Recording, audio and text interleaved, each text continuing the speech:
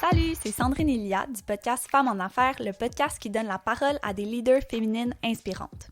On est vraiment contente d'être de retour aujourd'hui après quelques mois d'absence. On avait pris une pause des podcasts et des enregistrements parce qu'on était en train de finir de rédiger nos mémoires. Ça a été une grande étape dans notre vie, donc on pensait vous faire un petit épisode hors série sur notre expérience à la maîtrise, discuter un peu de ce qu'on a aimé, ce qu'on a trouvé plus difficile et aussi de parler de nos projets futurs, que ce soit pour le podcast ou dans nos vies personnelles. Le mois dernier, c'était le mois national de l'histoire autochtone, alors on avait envie d'aborder cette thématique-là sur notre podcast. En plus, on n'avait pas encore eu la chance d'interviewer une femme autochtone. On a donc invité Mme Odile Joannette pour discuter de son parcours et de ses engagements envers la cause autochtone. Mme Joannette a l'œuvre depuis plus de 20 ans à la défense et la promotion des droits des peuples autochtones, puis elle a occupé vraiment une variété de postes au cours de sa carrière. On va donc survoler ses expériences professionnelles pour que vous puissiez mieux apprécier notre discussion par la suite. Donc, pour commencer, Odile Joannette, c'est une Innu-Bécoise parce que son père est membre de la Première Nation de Pessamit sur la Côte-Nord, puis sa mère est québécoise. Elle a par contre été élevée à Val-d'Or en Abitibi-Témiscamingue. Ensuite, elle est déménagée à Montréal où elle a fait un bac en communication et relations publiques à l'UQAM. Comme elle nous a dit tout au long de l'épisode, elle croit énormément au pouvoir de l'art pour transformer les mentalités et toucher les gens. À sa sortie des bancs d'école, elle a donc cofondé une maison de production pour les Premières Nations. Suite à quoi, elle a pendant 10 ans siégé à l'Assemblée des Premières Nations Québec-Labrador, qui est une assemblée qui regroupe 53 chefs complètement indépendants et autonomes de différentes nations autochtones. Ils se regroupent afin de créer un front commun de revendications. Cette Assemblée des Premières Nations, elle s'est dotée de structures gouvernementales. Il y a par exemple une commission de la santé, du développement économique, du développement durable. Pour sa part, Mme Joannette, elle s'est impliquée à la commission du développement des ressources humaines des Premières Nations, qui a pour but d'aider la clientèle à intégrer le marché du travail. En 2018, elle devient directrice générale du Wapikoni Mobile. C'est un organisme offrant un studio qui circule dans les communautés autochtones et y propose aux jeunes des Premières Nations des ateliers pour les aider à réaliser des courts-métrages et des œuvres musicales. Depuis sa création, plus de 5000 participants ont été formés ou initiés au cinéma et à l'enregistrement musical. Aujourd'hui, Mme Joannette dirige le programme Créer, connaître et partager du Conseil des arts du Canada qui soutient le talent et le rayonnement autochtone. On vous laisse donc sur cette discussion stimulante avec notre invitée et bonne écoute! Madame Joannette, merci beaucoup d'avoir accepté notre invitation au podcast Femmes en Affaires. On est super contente de vous avoir aujourd'hui. Quoi, bonjour les filles, ça me fait plaisir d'être avec vous. Donc, avant de parler un peu de votre parcours plus professionnel, on aimerait ça un peu parler de, dans le fond, votre communauté, puis peut-être que vous pourriez un peu nous parler de votre transition vers Montréal. Absolument. Alors, je suis née à Montréal, mais je suis partie rapidement avec ma mère, qui est québécoise, en territoire Anishinaabe-Algonquin, en Abitibi-Témiscamingue. Alors, c'est avec une belle famille Anishinaabe du Témiscamingue que j'ai grandi, avec une grand-maman algonquine au pied de mon lit, et avec le territoire algonquin, finalement, que j'ai davantage été en contact dans mon enfance. Et puis, je suis arrivée à Montréal jeune ado, un peu perdue en repères identitaires, évidemment, comme plusieurs personnes, finalement, qui ont des parcours similaires à moi. Et puis, j'ai longtemps jonglé avec beaucoup d'inquiétudes par rapport à mon identité, autant autochtone que non autochtone, parce que étant à la fois autochtone, mais en même temps très métissée physiquement, j'étais aussi une personne d'ailleurs. Hein. Souvent, on me demandait si je venais du Mexique ou de l'Asie. Donc, autant pour la communauté québécoise que pour la communauté autochtone. Et puis, finalement, je me suis enracinée beaucoup dans ma compréhension.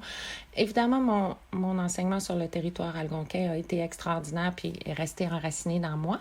Mais aussi, ma mère était très impliquée dans le mouvement des femmes autochtones du Québec. Donc, j'ai grandi dans les coulisses du mouvement des femmes autochtones. C'est avec ces femmes militantes, unies, de différentes nations, de différents parcours, de différentes générations que j'ai grandi et j'ai vu finalement la force de cette unité, la force de cette collaboration, la résistance, la résilience, la résurgence finalement d'un mouvement de défense de nos droits à travers des enjeux au niveau des femmes au début. Puis ensuite, je me commencé à m'y intéresser beaucoup plus sérieusement lorsque j'ai comme un peu retrouvé mon parcours et j'ai choisi de retourner sur les bancs d'école. Et puis j'ai décroché au niveau secondaire très, très tôt, mais je suis retournée au niveau cégep au Québec.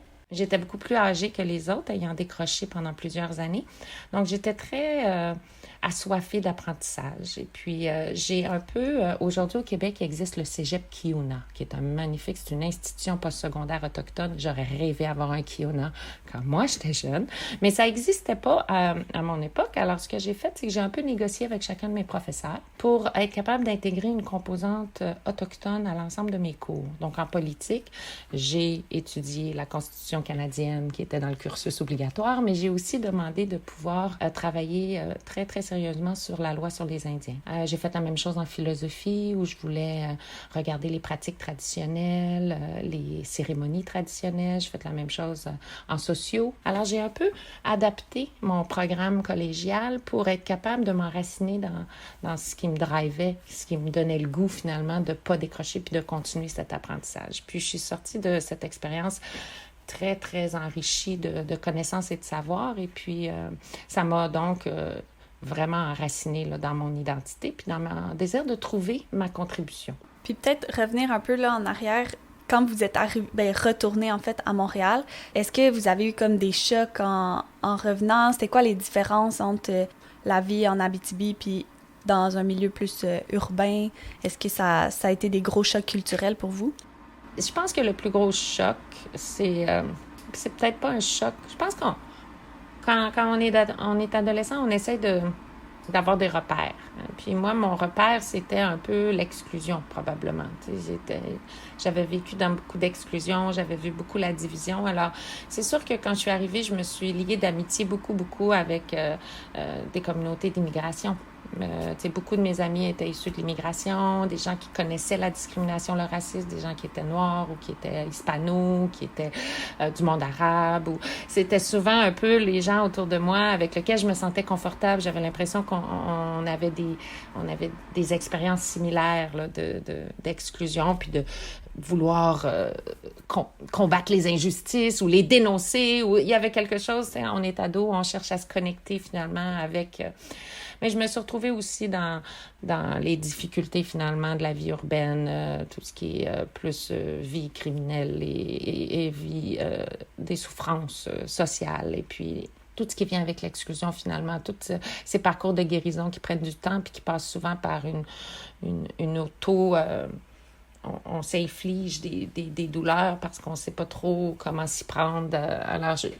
C'est un peu ça que j'ai vécu. J'ai revécu toutes sortes de difficultés puis d'angoisses. Mais à travers le parcours, j'ai aussi su me reconnecter par l'éducation. Je pense vraiment que l'éducation a été une source de survie pour moi. Ça m'a permis de comprendre que j'étais pas seule à vivre ce que je vivais, que c'était des lourdeurs historiques qui nous avaient amenés là, que c'était l'histoire coloniale de ce territoire qui nous avait amenés à s'oublier et à manquer de fierté.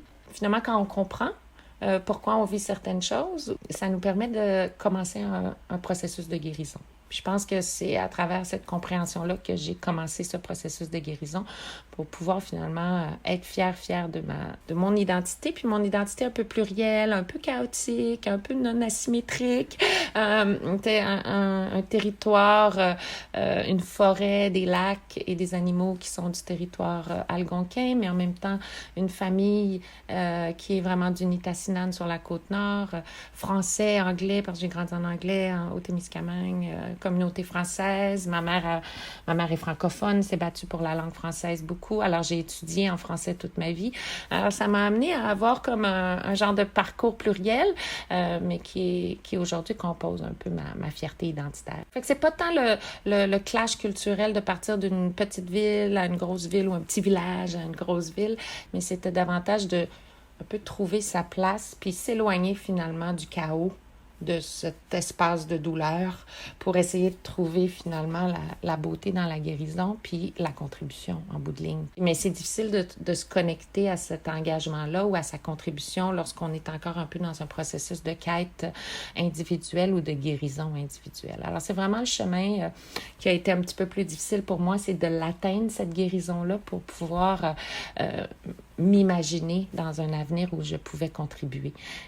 Je pense qu'on a longtemps été dans un espace où, comme Autochtones, on a été victime d'un génocide extraordinaire, donc on souffre de tous les traumas associés à ces expériences-là. Donc, on était dans un espace de souffrance et une recherche de guérison, alors que les populations non autochtones, eux autres, étaient peut-être dans un déni, à cause de l'histoire réelle n'ayant jamais été racontée.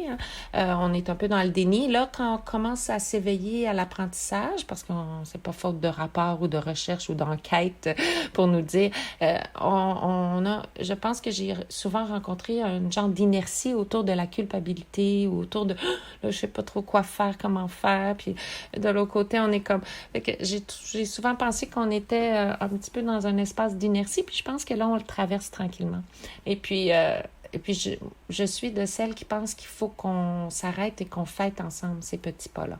Je dis souvent que on rêve d'un avenir pour les 7 générations à venir. On dit souvent ça. Puis c'est important, par contre, qu'on les inspire à continuer à faire ce travail-là. Donc, ils doivent nous voir heureux.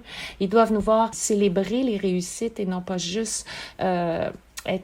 avoir l'amertume de la lenteur ou de la difficulté ou des barrières ou des plafonds de béton, des plafonds de verre, des plafonds de peu importe. Puis moi, je suis de celles qui pensent qu'il faut qu'on se donne la permission de s'arrêter puis de festoyer ensemble sur les petites réussites, même s'ils sont petites. C'est une belle philosophie, je trouve. En plus, en ce moment, ce que vous racontez, justement, cette frustration aussi par rapport à la culpabilité, on en a beaucoup entendu parler avec tout ce qui est ressorti, avec les inégalités, le racisme, avec les BIPOC et tout ce qui s'est passé durant le second confinement. Donc, quand vous parlez de ces ponts-là, je trouve que c'est tellement important de rappeler aux auditeurs que ces connaissances-là, elles y sont et que justement, au lieu de se rester dans cette culpabilité-là, on devrait aller chercher ces connaissances et essayer de s'éduquer parce que, comme vous racontez, vous avez réussi à construire votre parcours entier en allant chercher des petites des ajustements, je dirais, puis toutes ces connaissances, elles y sont, et vous étiez même pas dans un cégep qui était autochtone, donc c'est-à-dire que ces connaissances, elles y sont pour tout le monde et qu'elles sont accessibles et qu'on a juste à aller les chercher, en fait. Donc je trouve que c'est un beau message. Effectivement, il faut juste reconnaître que c'est mal enseigné ou qu'on connaît pas. Et puis, dès qu'on commence à faire un petit peu de recherche pour mieux comprendre, tout est à notre disposition pour le faire. Puis moi, je crois beaucoup à la pratique artistique aussi, parce que je pense que c'est une façon extraordinaire de s'approprier des nouveaux messages, des nouvelles perspectives sur le monde, des nouvelles valeurs, sans nécessairement qu'on soit dans un processus intellectuel. On est vraiment davantage dans un processus émotif, spirituel même parfois. Alors, je trouve que ça l'enracine davantage ces apprentissages-là dans son propre développement, pour un peu aligner ses façons de faire puis ses propres valeurs, puis aussi influencer ces différents milieux.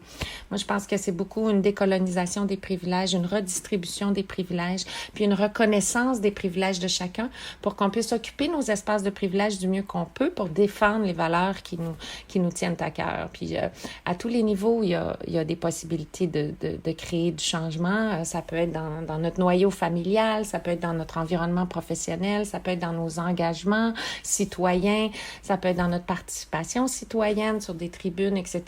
Puis ça, je trouve que c'est important qu'on sache que c'est possible d'aller chercher la vérité. Au Canada, ici, on parle de la vérité et la réconciliation. C'est vraiment des propositions qui sont intéressantes et qu'ils devaient exister dans le temps, mais je pense qu'aujourd'hui, on est moins dans cette réconciliation parce que c'est une proposition qui est très coloniale. La proposition autochtone, pour moi, elle est davantage cette co-création, cette relation de nation à nation. C'est ça, la proposition autochtone. Mais la vérité, on le sait que c'est à la source. C'est la source de la capacité de s'y rendre. Mais il faut aussi intégrer la notion de mémoire. Il faut avoir une mémoire collective, puis il faut reconnaître qu'on a éliminé cette mémoire collective-là, qu'il y a eu des tentatives d'invisibiliser certaines réalités.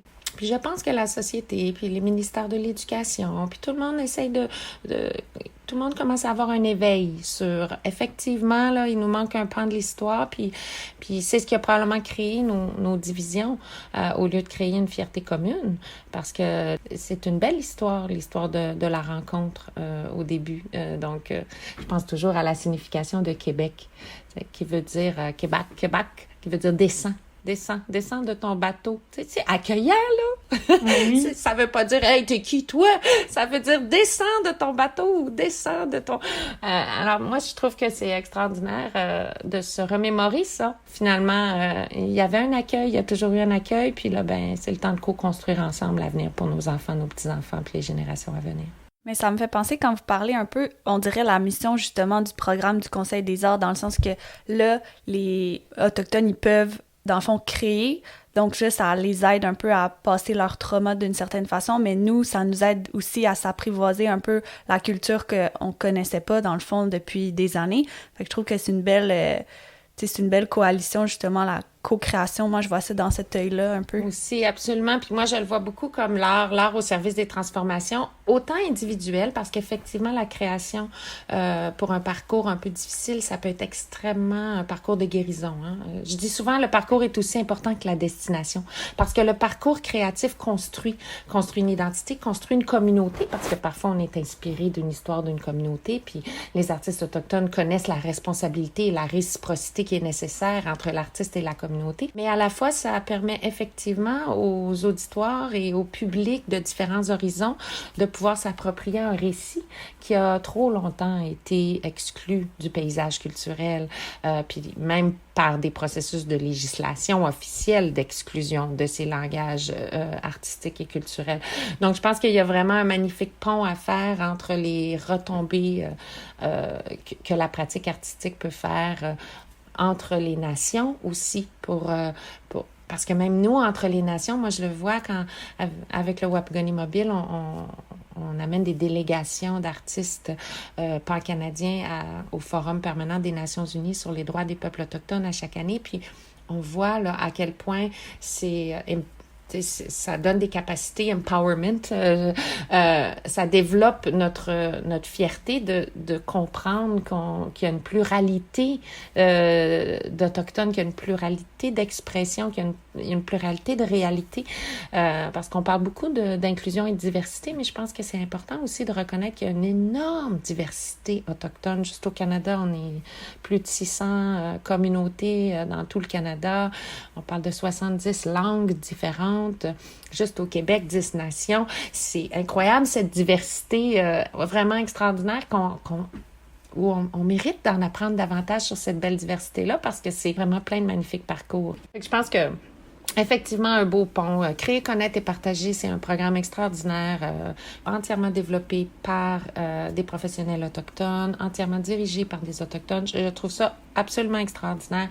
C'est aussi très, très reconnaissant aussi de l'interdisciplinarité, de la pratique. Puis ça ouvre aussi à une variété de profils, autant des organisations officielles que des groupes ou des collectifs d'artistes, mais aussi des artistes individuels qui soient émergents ou établis, mais aussi, et ça je trouve ça extraordinaire, des porteurs de savoirs traditionnels. Nos aînés qui veulent créer pour assurer la pérennité des savoirs, sont admissibles au programme du Conseil des arts comme une pratique culturelle. Donc je trouve ça extraordinaire qu'au Conseil des arts, on soit capable de décoloniser la perspective de l'art pour favoriser l'intégration de toutes les formes de pratiques culturelles que les gens de partout veulent documenter ou réaliser d'une façon distincte et différente. Ça, je trouve ça vraiment le fun. C'est sûr qu'il faut continuer à décoloniser les espaces de diffusion parce que je pense qu'il faut que... mais on le sent qu'il y a du changement. Pour moi, c'est positif. Mais il y a eu longtemps des barrières à l'accès au talent dans certaines institutions culturelles. Mais c'est probablement parce que je dis souvent qu'il faut décoloniser l'excellence. La notion d'excellence, c'est une notion qui vient un peu avec un parcours. Hein? Bon, tu as étudié dans des grandes écoles d'art, après tu as eu l'occasion d'être diffusé dans des grands établissements, tu as vendu des billets à X, Y. C'est un peu comme ça qu'on définit l'excellence artistique. Alors que si on veut être inclusif des parcours autochtones, il faut déconstruire toute cette façon de voir l'excellence pour être capable d'aller trouver les bijoux de créateurs et de créatrices qui existent et qui sont là, mais qui n'ont pas eu les privilèges à l'éducation, ils n'ont pas eu accès à ces espaces pour diffuser leurs pratiques, etc. Mais ils l'ont fait à l'intérieur de leur communauté, intercommunauté, et puis il existe des bijoux d'artistes qui doivent pouvoir être vus et reconnus, même s'ils viennent de ces parcours un peu différents de ce qu'on a l'habitude lorsqu'on reconnaît un artiste établi. Puis c'est ça que le programme permet. En plus, j'ai l'impression que du point de vue artistique plus global, il y a vraiment de plus en plus de présence sur les réseaux sociaux aussi.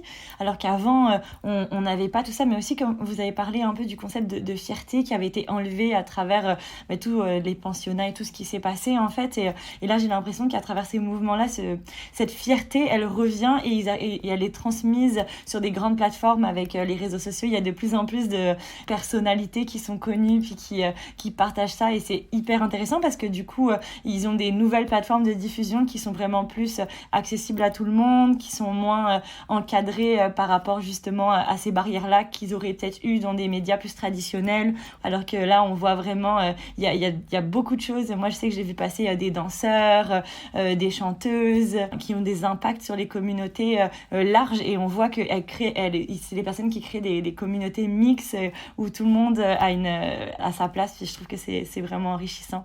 Absolument. J'ai parlé avec un aîné juste il y a quelques minutes avant de vous rejoindre, puis on échangeait justement sur la résurgence identitaire de la jeunesse et du leadership de demain et à quel point il y avait une fierté qui était vraiment beaucoup plus enracinée, puis que c'était en partie leur lutte, la lutte de nos grands-parents, de nos cocums, qui ont fait en sorte qu'on puisse aujourd'hui se retrouver dans un espace où on n'a plus peur d'être autochtone. On n'a plus peur de dire que nous sommes autochtones. Et puis, ils ont comme défriché le chemin pour permettre à notre jeunesse aujourd'hui de pouvoir s'affirmer fièrement, s'assumer dans ce mouvement de résurgence identitaire extraordinaire. Puis je pense que c'est vraiment parce que évidemment, les impacts plus directs de la colonisation, des pensionnats, des lois nous empêchant de parler notre langue, pratiquer nos cérémonies, etc., sont beaucoup plus collés sur nos parents et nos grands-parents, alors que eux, ils se sont battus pour qu'aujourd'hui, on puisse finalement commencer à se retrouver et à vivre cette résurgence. Puis effectivement, elle est palpable sur les médias sociaux, elle est palpable dans les programmations artistiques un peu partout. On commence à sentir que... Puis on s'éloigne aussi du folklorique, hein, parce qu'il y a eu... il y a eu des étapes, je pense, puis c'est normal, hein, ça fait partie du chemin, je crois. Il y a eu des étapes où finalement, c'était presque exclusivement des non-autochtones qui racontaient nos histoires, mais il y avait un consultant autochtone qui avait été engagé. Après ça, on commençait à intégrer du personnel autochtone dans les équipes. Donc, on embauchait les gens pour venir faire partie d'une équipe pour créer quelque chose. Et puis là, je pense qu'on est vraiment dans la co-création. Là, ce n'est plus juste... vraiment, on veut intégrer le savoir, on reconnaît les compétences. Et puis donc, on est vraiment dans un bel espace là, de partage et de création. Mais c'est drôle parce que quand vous dites intégrer le savoir, Lia puis moi, on brainstormait avant l'épisode, puis on se disait qu'il y a tellement un peu des rites ou des pratiques des Autochtones qui pourraient tellement être bénéfiques dans le monde des affaires puis dans les organisations non autochtones, justement. On avait vu le graphique de l'organisation Femmes autochtones. C'est ça, c'était un cercle avec... il y avait plusieurs représentants, mais il n'y avait pas de hiérarchie, puis c'est ça, une forme circulaire, puis on se disait, ce serait bon d'instaurer ça aussi. Puis vous parlez souvent des aînés, l'intergénérationnalité aussi dans les organisations. Des fois, c'est plus difficile. Il y a comme deux clans, j'ai l'impression, les jeunes, les plus vieux. Fait qu'on se disait, il y a tellement de pratiques qui pourraient être bénéfiques dans le monde des affaires. Je sais pas si Ben, vous devez être d'accord avec ça. Absolument, moi. Puis je suis toujours un petit peu... j'ai toujours un petit pincement au cœur quand je lis quelque chose pour dire, une pratique innovante, extraordinaire. On a 20 ans de recherche. Puis on sait que le mentorat, maintenant, a des impacts significatifs sur l'intégration. Ça, tu sais, on peut citer des années de recherche, etc., alors que le mentorat, c'est la pratique d'apprentissage autochtone depuis tous les temps. On nous a tout le temps dit, nos aînés nous disaient... regarde, répète et redonne. Donc, ça a toujours été le mentorat, la façon de transmettre des apprentissages, transmettre des savoirs, etc. Puis là, on le voit que dans le monde des affaires, tout le monde trouve que c'est vraiment la nouveauté extraordinaire. Et puis, c'est tellement vrai. Il faut intégrer le mentorat dans nos activités. Puis il y en a plein de pratiques comme ça qu'ils deviennent innovantes lorsque des non-autochtones se les approprient. Mais par contre, elles sont traditionnelles lorsqu'on les regarde du point de vue autochtone. Alors, c'est vraiment ça aussi, c'est des petits nœuds qu'il va falloir continuer à dénoyauter pour reconnaître finalement l'apport des façons de faire autochtones dans le développement du milieu des affaires. Pour moi, c'est absolument évident. Oui, la décentralisation des pouvoirs, le partage des pouvoirs, la recherche de consensus, c'est les modes plus circulaires ou encore, moi, je me souviens... on regardait les formes pyramidales d'autorité, puis on se disait, finalement, dans la culture autochtone, c'est la pyramide inversée. C'est comme le canot. Hein? La coque du canot, c'est là qui doit soutenir la totalité de la communauté. Alors oui, il y a des gens qui portent un plus gros fardeau de soutien, mais on s'entraide tout le monde ensemble pour créer cet équilibre pour que le plus grand nombre de personnes puissent intégrer le canot finalement, qui est solide. Puis la même chose aussi avec les milieux organiques. On parle beaucoup de l'interdisciplinarité ou l'intersectorialité. Il faut travailler de façon holistique et transversale. Mais pourtant, la nature nous a toujours enseigné ça. Tu sais, la forêt, les plantes, la cohabitation entre le monde animal, végétal, les eaux, comment tout le monde s'entraide, ça a toujours été le modèle qu'on regardait pour se construire des modèles de gouvernance, pour se construire des modèles de société qui étaient pérennes et durables et responsable par rapport à la terre et la mère terre. Donc, je pense qu'effectivement, il y a plusieurs façons de faire qui, finalement, sont inspirées de choses qui ont toujours été faites il y a de ça des milliers d'années. Ouais. C'est drôle parce que ça fait pas si longtemps que j'habite au Québec et je me souviens qu'en arrivant, on disait beaucoup, ça c'est une vision complètement colonialiste européenne, on disait, je me souviens avoir déjà entendu dans des milieux plus justement européens, des gens qui disaient « Oh, mais au Québec, au Canada, la culture est plus récente, ils ont moins de culture. » Mais en fait, c'est juste complètement oublier tout ce qui est... C'est comme si on repartait à zéro. On en parlait justement avec Sandrine, qu'on enseigne encore à l'école. Christophe Colomb a découvert l'Amérique, mais comment on peut découvrir un continent qui existait avant avec des personnes? Ça n'a aucun sens. Puis on a encore un peu ce regard-là, alors que toute cette culture, elle existe, puis il faut juste commencer à la reconnaître, en fait. Comme vous dites, toutes ces pratiques, elles existent déjà. C'est comme si on refait, en fait, Christophe Colomb qui découvre l'Amérique, on redécouvre des pratiques qui existent depuis toujours. Alors qu'avec de la co-construction, du co-développement, ce serait tellement enrichissant d'un point de vue plus... nous, on met nos lunettes d'affaires, mais on retourne, en fait, aux racines initiales au lieu d'essayer de les réinventer. Exact. Ouais. Absolument, tellement. Il faut se réapproprier la vraie histoire. Pour pouvoir être aujourd'hui dans ce dialogue de « il faut se réapproprier la vraie histoire », c'est qu'on a dû déconstruire, reconnaître les injustices, reconnaître. Puis ça, c'est un parcours. Ça prend du temps, puis il faut être patient. Mais effectivement, on est là. C'est pour ça que je dis, je suis confiante, on est sur un bon chemin. Je pense que les reconnaissances sont faites. Puis là, il reste à donner la parole aux porteurs de savoir pour qu'ils puissent contribuer au débat de société, contribuer à enrichir les visions d'affaires, les visions de développement de notre société. Parce que finalement, on retrouve chez ces histoires anciennes exactement ce qu'on souhaite pour demain. Comment vous avez fait pour un peu choisir un combat, dire, tu sais, au début, vous avez commencé avec les femmes autochtones, mais est-ce que ça a été comme déchirant un peu de choisir une lutte dans tous les enjeux qu'il y avait? La décision de choisir le droit ou les coms a été déchirant, effectivement, parce qu'il y a tellement à faire au niveau juridique, là. Il y a beaucoup de travail à faire, puis je salue tout le monde que je connais de près qui travaille de ce côté-là. Mais je pense qu'aussi, il faut reconnaître qu'on a besoin d'être un peu partout pour faire changer les choses. Il faut les faire changer à différents niveaux. Je pense que j'ai longtemps été... surtout dans mon parcours à Femmes autochtones du Québec, j'ai été beaucoup associée à l'éducation populaire. Hein. Déconstruire les mythes et réalités, travailler un petit peu dans... essayer de déconstruire.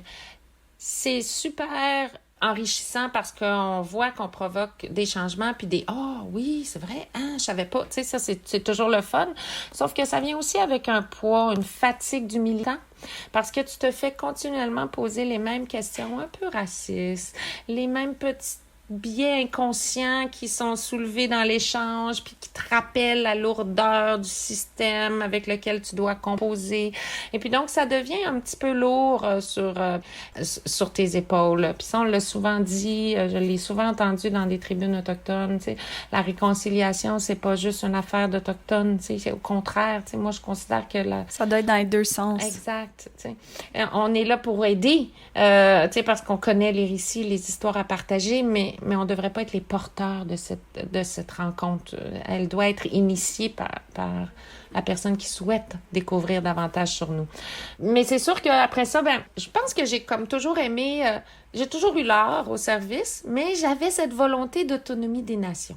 Alors, tu sais, pour moi, mon passage en politique, tu sais, redevable à la table des chefs, comprendre un peu la structure, cette table unie des Premières Nations du Québec, je trouvais que c'était un engagement extraordinaire pour moi de travailler au développement des capacités de chacune des communautés du mieux que je pouvais en leur offrant des outils, des services, des guides, etc.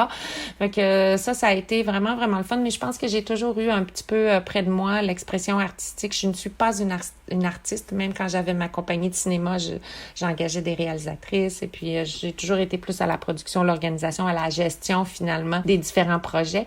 Puis des différentes équipes. Mais parce que pour moi, c'est une façon de s'exprimer, puis c'est une façon de partager qui est plus porteur et prometteur pour enraciner vraiment dans des savoirs. Fait que c'est pour ça que j'étais vraiment contente de revenir vers Wabgoni Mobile, puis aussi revenir vers la jeunesse. La jeunesse, pour moi, c'est vraiment le leadership de demain. Il faut inspirer la jeunesse à croire en sa contribution, en sa participation citoyenne, en son engagement quelconque. Puis pour moi, Wabgoni, c'était vraiment ça. C'était cette organisation qui avait éliminé toutes les barrières à la participation pour assurer le plus grand nombre de personnes puissent avoir accès finalement à cette étincelle de désir, de qu'est-ce que j'ai le goût de dire, comment j'ai le goût de le dire, puis de découverte de soi, puis de rencontre avec les publics. C'est vraiment une porte d'entrée extraordinaire que je trouvais tellement importante parce que la courbe démographique de nos populations, je veux dire, on a une majorité de jeunes dans nos... Fait qu'il fallait, pour moi, c'était important de m'associer à un projet comme ça, artistique et culturel, mais qui était davantage approprié par la jeunesse de nos communautés puis de nos nations, mais j'étais contente de voir aussi qu'il y avait le pont avec les aînés puis les générations qui se servaient finalement du pouvoir de la caméra pour des stratégies de préservation, nos traditions de préservation, nos savoirs aussi, différentes façons de le voir. Fait que ça, pour moi, c'était magique, mais je le sais que c'est l'art au service des transformations va toujours être un peu le cœur de... C'est facile pour moi de défendre ça, puis je l'ai vu de mes propres yeux, j'ai vu la guérison d'artistes à travers des processus créatifs, j'ai vu l'ouverture de certains publics et de certains auditoires grâce à la réception de certaines pratiques artistiques. J'ai grandi aussi pendant la crise d'Oka, avec une énorme division. Moi, j'étais adolescente, je devais avoir 14-15 ans. Puis, je voyais la division, le racisme dans la communauté, mais en même temps, je voyais dans tous les foyers québécois, les gens jouaient du cachetin, de la musique inou. Donc, les gens adoraient cachetin, c'était de la musique, c'était le fun, c'était les chants de Noël en inou, puis tout le monde trouvait ça très beau, alors que dans la société, au niveau politique, médiatique, journalistique, c'était la division, le chaos total. Donc, pour moi, ça a été très révélateur de dire, wow, des fois, des artistes peuvent créer des ponts dans certaines situations que toute initiative politique, académique serait incapable de faire parce que, dans le fond, c'est, comme je disais plus tôt, c'est moins dans l'intellectuel puis plus dans l'émotif que, finalement, on crée cette rencontre puis cette connexion qui, à tout jamais, va nourrir nos relations. Ouais, c'est super intéressant. Ça me fait penser en ce moment pour les plus jeunes, Elisa Pi qui est une chanteuse autochtone, elle est vraiment justement elle crée ces ponts-là aussi. Donc je pense que justement la musique fait partie puis se renouvelle encore en ce moment. Puis ce que je trouve magique avec les jeunes aussi, c'est qu'ils contemporanisent les pratiques. Le chant de gorge mélangé avec du folk ou avec de l'électro. Donc, les jeunes, ils sont capables de s'approprier des pratiques traditionnelles et de les amener dans un monde contemporain, nouveau, explosés, ils sont innovants, ils sont créateurs. C'est vraiment, c'est super beau parce que ça fait vraiment une belle rencontre, puis en même temps un beau respect du bagage qu'ils sont en train de se réapproprier dans la résurgence identitaire, mais en l'amenant un peu dans cette vision du futur, puis en voulant faire partie de ces pratiques du futur. Moi, en tout cas, je suis inspirée par la jeunesse. Je trouve qu'ils sont innovants, inspirants, ils sont dans la collaboration, ils sont dans le monde, ils sont dans la rencontre, ils veulent voir les autres, découvrir les autres, ils veulent partager. Alors, je trouve que c'est inspirant pour l'avenir. Non, c'est vrai, c'est vrai.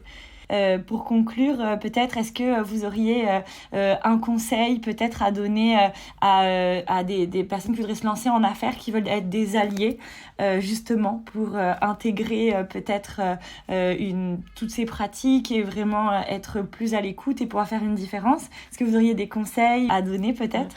Bien, c'est sûr que pour n'importe quelle personne autochtone qui souhaite se lancer en affaires, c'est de savoir qu'il existe des réseaux autochtones qui peuvent comprendre les défis qui sont propres finalement à ce parcours-là, puis à ce sentiment-là, puis c'est des beaux espaces de partage, c'est des cercles de partage, c'est des cercles où on a l'occasion de s'entraider et puis donc de les utiliser, ces beaux espaces qui sont mis à la disposition là, pour les entrepreneurs autochtones. Puis pour les entrepreneurs non autochtones, tu sais, qui sont sensibles aux enjeux d'exclusion puis qui veulent créer finalement des entreprises plus inclusives puis des projets qui vont faire rayonner finalement ces invisibilités ou déconstruire l'histoire pour qu'on s'approprie davantage une fierté identitaire commune.